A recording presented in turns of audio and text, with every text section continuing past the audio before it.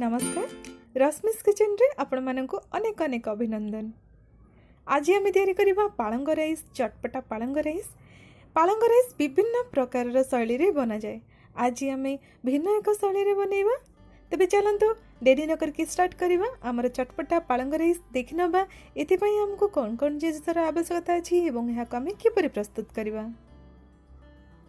एही पालंग राइस पई हमको बहुत ही कम जिनिस दरकार।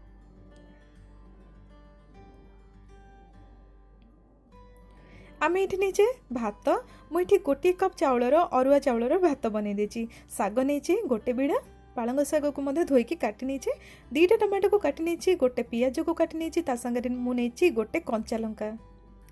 ये आम रखीचे बुट डाली यहाँ बतुरा बुट डाली 2 चामच बुट डाली को भल भाव धोईकी आम पानी रे बतुरी नवा।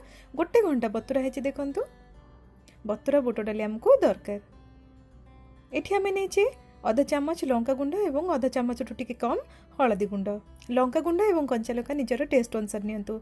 आधा चामच जीरा को मुझे रखी लुण आम टेस्ट अनुसार नवा। आपण जेकोसी निजर मनपसंद नूडल मसला को आपण एथिरे नै पारंती। एथिरो हमको मात्र गोटे चामच आवश्यक एवं हमको प्रस्तुत करने 2-3 चामच कड़े गरम करवा। कड़े गरम हो गला पर से आम तेल दबा। नॉर्मल कुकिंग ऑयल आम ए पकेबा। जो तेल आप रोषे घर व्यवहार कर तेल ही पकातु। मुझे बड़ चामच रे 2 चामच तेल देली। तेल आपणकर ऊपर डिपेंड करे आप जी चाहिए तेल से पारे कम बेसी करें। तेल भल भाव गरम हो गला पर से आम जीरा पकेबा। जीरा को आम फुटिया छाड़वा।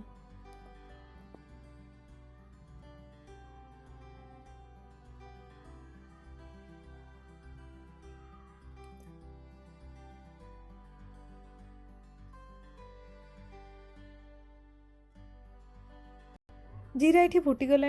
बर्तमान आम कटा पियाज पकेबा। कंचा लंका पकई नवा।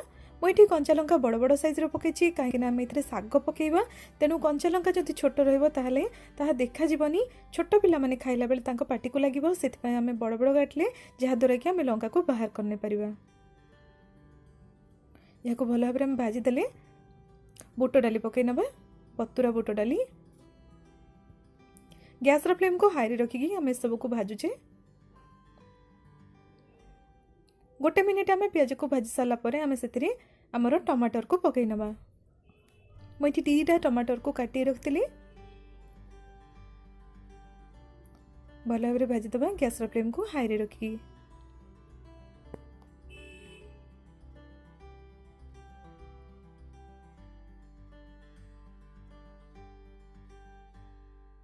गोटे मिनिट पर आप देखिए टमाटर एवं पियाज टिके जारी हो गलानी। बढ़िया बास्ना आसछि।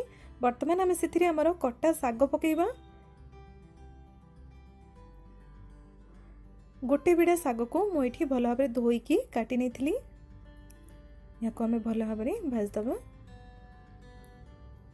हलदी एवं लंका गुंड को ये ऐड करनबा। गोले दबा भल भाव। गैस फ्लेम को हाई रखिकी आम पियाज टमाटो साग ए सब जिनस को भल भाव जारी होगा दबा।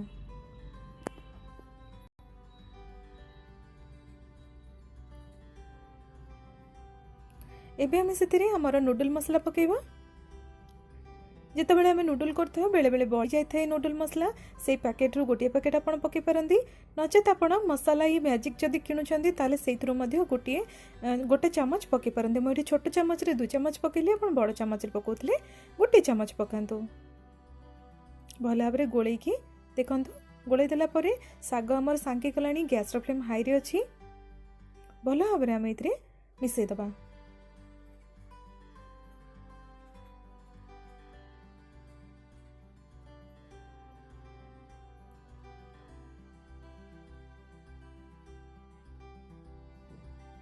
एबे हमर साग भल भाव सांकी गला। एबे आम से भात को पकई नवा। तैयारी भात को आम ये पकई नवा। आम ये अरुआ भात पकाउचे। आपन जेतिकी भात ये पकाइबा चाहूँगी सेतिकी ही पकातु।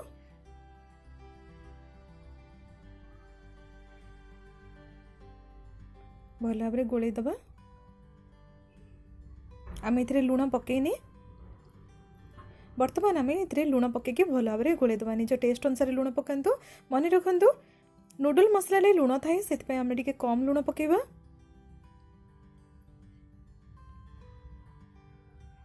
भल भाव आम यहाँ मिसईदबा जमती कि भात एकदम भल भाव मिसीज।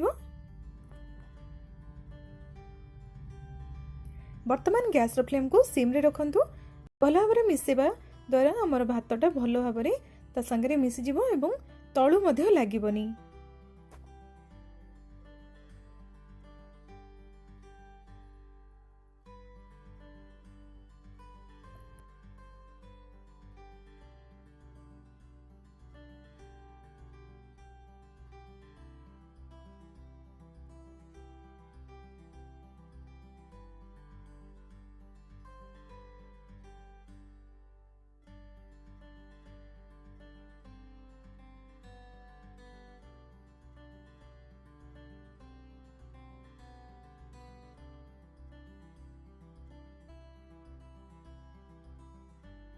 गैस फ्लेम को स्लो रे रखिकी आम सब को भल भाव मिसई देला परे आमर चटपट बनीगला चटपटा पालंग राइस।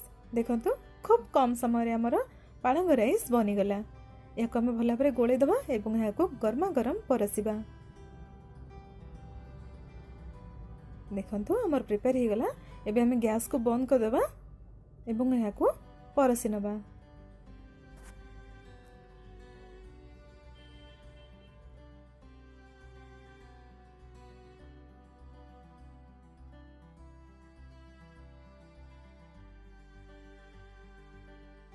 पालंग राइस को दही रायता सालाड निजर मनपसंद तरकारी एवं चटनी सांगे सर्व करंतु।